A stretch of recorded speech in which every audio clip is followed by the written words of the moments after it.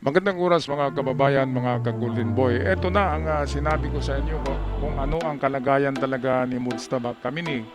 Of course, mas maniniwala tayo dito sa Indian channel na to dahil kapitbahay lang to ni Mujtaba Kamini. Ang sabi nila dito ay una ay amputated, putol yung isang paa ni Mujtaba Kamini at sabay pala ito na binomba, hindi nila pinalabas noon na sinabi ang totoo na sabay pala ito sa pagbomba sa kanyang tatay. Ang tatay niya ay did on the spot. Si Mujtaba Kamini ay naghihingalo din, sabay ang pinalabas nila sa pangalawang bombing daw eh, pero ang totoo pala sabay ito sa kanyang tatay. Ngayon talagang maluba, sabi ng Indian Channel. Maluba, alam nila yan eh, kasi ang chismis doon kumakalat. Ito pa, mga chismosa din to eh. Ngayon, sinabi din nila na naka-ventilator na. Ibig sabihin, naka-oxygen na yan. At naghihintay na lang daw na ilibing yung kanyang tatay at saka isama na rin siya.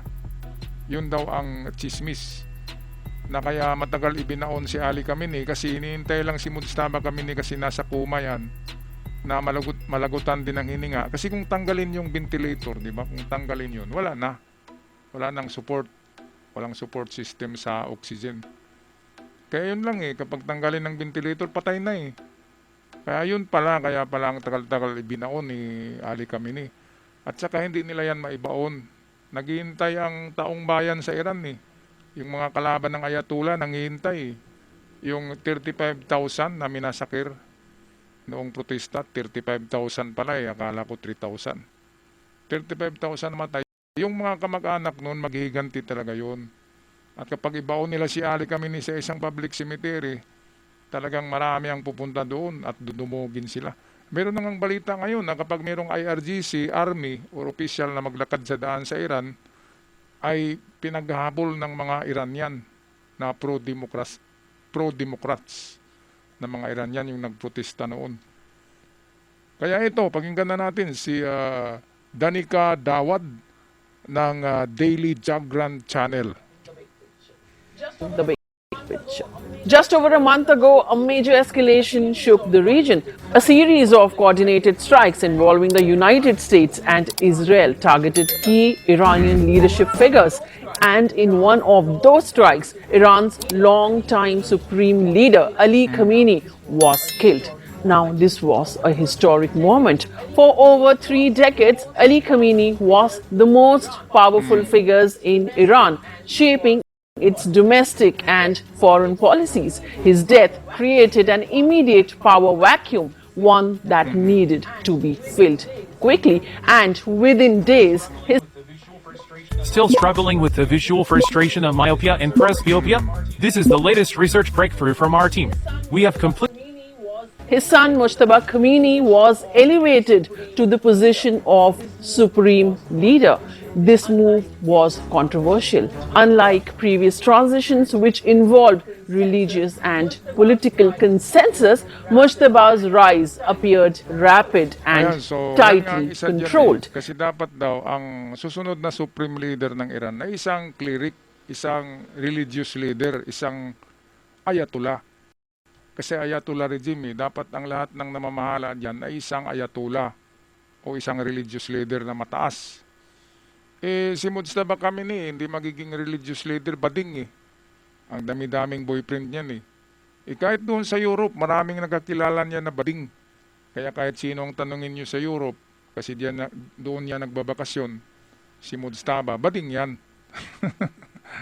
Kaya marami ang nagsabi na hindi pwedeng maging supremo yan. Hindi cleric yan eh, hindi religious person yan. Bading yan eh. Kung malaman niya ng mga ano dyan, ng mga clerics sa regime na yan na bading pala, edi batuhin yan hanggang sa madido, di ba? Kasi ayaw nila ng bading eh. Ngayon, isa yan sa mga rason na hindi pwedeng magiging successor yung Mujtaba. Pero wala tayong magawa. Sikan Supremo daw eh. Prinuklaman nila noon, isang karton, di ba? Isang karton na Supremo. Literal na karton ha. Yung karton sa sigarilyo, tapos nilagyan ng muka, ng picture. Kaya katawa-tawa talaga. Ngayon, pinalabas nila ng video ay AI video na Mujtaba, buhay daw. Ay, nako. Kung buhay pa yan, bakit magpalabas pa kayo ng AI? Lalong walang naniniwala. Alright, balik tayo kay Danica Awad, Jagran News Channel. But here's where things take a dramatic turn. Now, according to multiple reports, including one citing intelligence shared between the US and Israel and Gulf allies, Mujtaba Kamini was also injured in that same strike. And now new claims suggest his condition is far worse than initially believed. The reports say he is currently in the city of Qom, a deeply significant place in Iran. Now, Qom is not just any city, it is the spiritual heart of Shia Islam in the country. It houses major religious Ayan, so institutions nandiyan pala siya and sa The City of clerical Qom, authorities. isang religious compound, mayroong mga mosque. Hindi yan pwedeng bumbahin eh. Kasi religious nga. Pero kung mayroong underground tunnel yan, under the mosque, na mayroong mga nuclear, wala tayong magawa. Bubumbahin yan. Kaya dyan pala kumakanlong si nagsisilong si Mujtaba dahil alam niya na hindi ito bumbahin. At siguro alam niya na walang missile sa underground yan, walang nuclear bomb, at hindi yan bumbahin ng Amerika. Pero wala na, kahit siguro naka-ventilator na tapos kumatos, ventilator pa. Kapag tanggalin yung ventilator, wala na Kaya yan daw ang dahilan kung bakit hindi pa nailibing ang tatay niya na si Ali Khamenei. Dahil sa hinihintay na tanggalin yung ventilator ni Mujtaba. Ang problema ngayon, power vacuum kasi, mag-agawan yung mga yung mga opisyalis ng IRGC, mag-agawan sa posisyon. Kasi malaking pera pala ang magiging opisyal ng IRGC.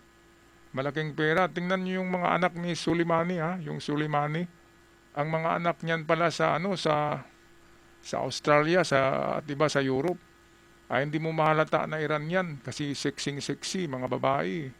Tapos may mga sports car, may mga bodyguard. Ganun sila doon sa labas. Ang pera ng Iran, ginagastos nila. Tapos buhay sila na parang mga European, sexy. Bakit ganun, di ba? Yung mga babae sa Iran, pinaglalatigo. Nilalatigo yung mga babae, nagtatanggal lang ng hijab. Pero yung anak ni Soleimani, nandun, grabe. Meron akong video niyan. Upload natin bukas. Papakita natin yung mga anak ng mga IRGC official na kung saan sa Europe ay grabe, sexy talaga. Hindi mo mahalata. Akala mo si Lady Gaga yun pala ay isang Iranian na anak ng IRGC. Okay, so ito, balik tayo sa Daily Jagran. Moving a leader there, especially for medical treatment, signals both urgency and sensitivity. Now, according to the leaked diplomatic memo, Mujtaba is in a severe condition, reportedly unconscious and unable to participate in decision making. Now, if true, this raises a really critical question: who is actually running Iran right now? Di ang mga matataas na opisyal ng IRGC, ng military ng IRGC, kasi sila ngayon ang nasusunod diyan yung mga general, pero halos nauubos na lahat ng general Iba ka natira dyan, mga kapitan na lang o kaya kernel o kaya sarhento, mga kababayan. Yun nga ang sabi ni Donald Trump, walang magipag-negotiate sa IRGC kasi wala na yung mga matatalino, ubos na. Nadali na, nauna na Kaya ito ang mahirap ngayon. Kasi si Trump, negotiator yan Ayaw ni Trump na uuwi siya sa Amerika na walang makukuha na bilyon-bilyon dyan sa Iran. Si Trump kapag makipagdigma yan, meron talagang pera yan na dalhin para sa Amerika. Katulad ng sa Venezuela. Ang laki-laki ng nakuha ni Trump sa Venezuela, di ba? Nakipag-deal si Maduro ngayon, wala na. May immunity na si Maduro. Hindi na siya makulong. At siguro, bibigyan pa si Trump ng magandang buhay. May proteksyon pa. Yun yung deal. Bakit tong mga Iranian talaga naman? matitigas ang ulo eh. Iranian officials insist that Mujtaba remains in charge. Iranian officials insist that Mujtaba remains in charge. State media has even released statements attributed to him, but notably there has been no verified audio or video of him speaking since the war began. Hindi na nga nakakita kung anong nangyari, hindi na yan nakakarinig. Wala na, ventilator na eh. So ito, gumagawa na lang ng video na naglalakad si Mujtaba na isang AI. Ayan o. Now instead, what we've seen is something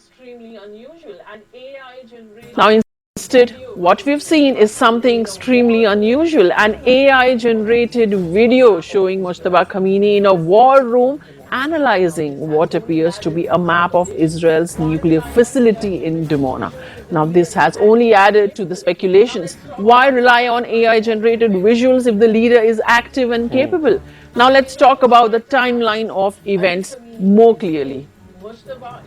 The initial strike happens, Ali Khamenei is killed, Mujtaba is injured but survives, and within days he is declared the new supreme leader. Then he disappears from public view. Over the next several weeks, conflicting reports emerge. Some say he is recovering from injuries like a broken leg and facial wounds. Others claim he is in coma, and now the latest reports suggest he may be severely, critically ill and incapacitated in coma. Now there's another detail that has raised eyebrows. The same report claims preparations could be underway for Mujtaba Khamenei to be buried next to his father, Ali Khamenei. Kasunod sa kanyang tatay o sabay sa kanyang tatay, magkatabi ang pagbaon nito. Ibig sabihin wala na ngayon, deadpool na pala. Mga kabayan, kasi nung unang rinig natin ay naka-ventilator. Ngayon hindi na eh. There is a preparation to bury. Ito nagsabi si Danica Awad, hindi ako There is a preparation to bury Mujtaba Khamenei, the Bading, aka the Bading, beside the tomb of his father Ali Khamenei. Kaya sino bang mabubuhay doon sa klaseng bomba na yun? Mabuti nga nakuma pa, di ba? Yung iba pulbos yung kanang kamay ni Ali Khamenei tanggal ang ulo Ibinaon ngayon walang ulo. Hindi matagpuan kung saan yung ulo Kaya Mujtaba putol kagad ng paa natamaan ng ng bomba. Kaya sinong mabubuhay diyan? Kaya nga naka-ventilator, in coma. At ngayon sinabi ni Danica Awad na merong nagsabi na there is a preparation to bury Mujtaba. Ibig sabihin, deadball na, mga kababayan. Alright, so anong masasabi nyo dito, mga kababayan, sa bakanting pwesto ng Ayatollah sa Ayatollah regime? Wala silang leader walang supremo. Sino kaya sa sa tingin nyo ang susunod na supremo? Isang leader kasi yan na religious, isang ayatollah, isang cleric. Wala, tahimik yung ibang cleric kasi alam nila na sila isusunod ng Israel Bumbay na naman sila kung meron na namang supremo dyan. Kaya wala munang nagsupremo Ang nagpapatakbo ng gobyerno ng Iran ay of course yung presidente in the other side, sa IRGC ay ang military ng IRGC, yung mga commanders. Alright, so magpapaalam na mga kababayan, mga Golden Boy, pag-comment na lang sa ating comment section sa inyong masasabi dito sa balita na ibabao na, ibuburo na pati si Mujtaba Khamenei tabi sa kanyang tatay. Ako'y magpaalam na, maraming salamat sa lahat hanggang sa muli at ingat ang ating mga kapatid dyan sa The Middle East.